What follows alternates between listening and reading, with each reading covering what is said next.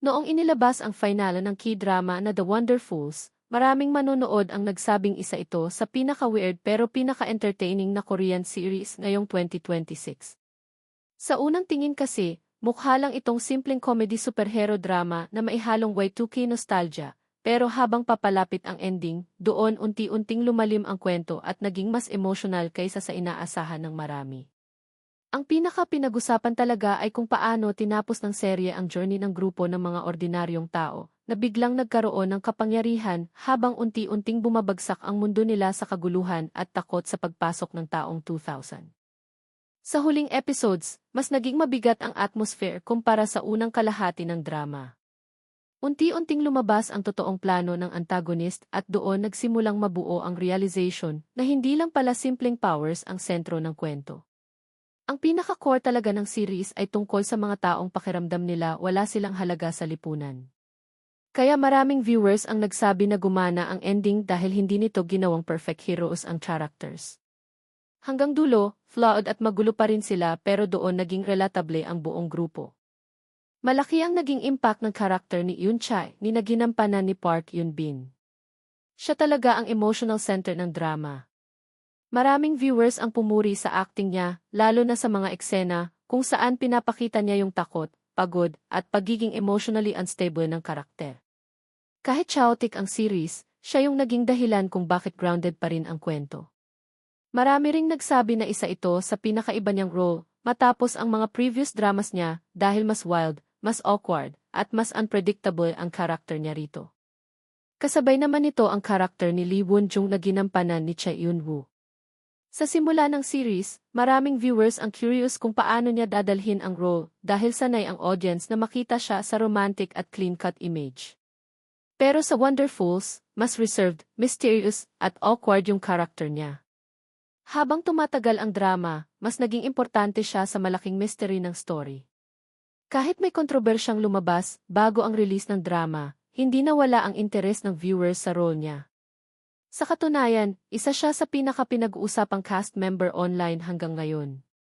Kasama rin sa mga naging standout sina Choi Dae-hoon at Im Seong-jae na parehong nagbigay ng comedic energy sa grupo. Maraming viewers ang nagsabi na sila yung dahilan kung bakit naging entertaining kahit sobrang chaotic ng pacing minsan.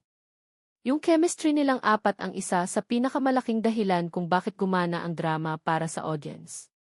Hindi sila mukhang polished superheroes.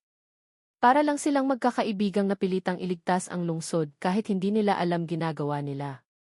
Isa rin sa madalas purihin ay ang setting ng drama. Dahil nakaset ito noong 1999, maraming viewers ang natuwa sa retro vibe, old technology, at paranoia tungkol sa katapusan ng mundo. Yung Y2K concept naging malaking parte ng atmosphere ng series. Habang papalapit ang finale, mas lumalakas yung pakiramdam na may paparating na sakuna, kaya naging mas intense yung emotional scenes ng cast. Pero kahit maraming natuwa, hindi rin nawala ang criticisms mula sa audience. May ilang viewers na nagsabing sobrang halo-halo raw ng genre ng drama. Minsan comedy, tapos biglang emotional, tapos magiging action ulit. Para sa iba, unique iyon. Pero para sa iba naman, parang hindi raw alam ng series kung ano talaga gusto nitong maging.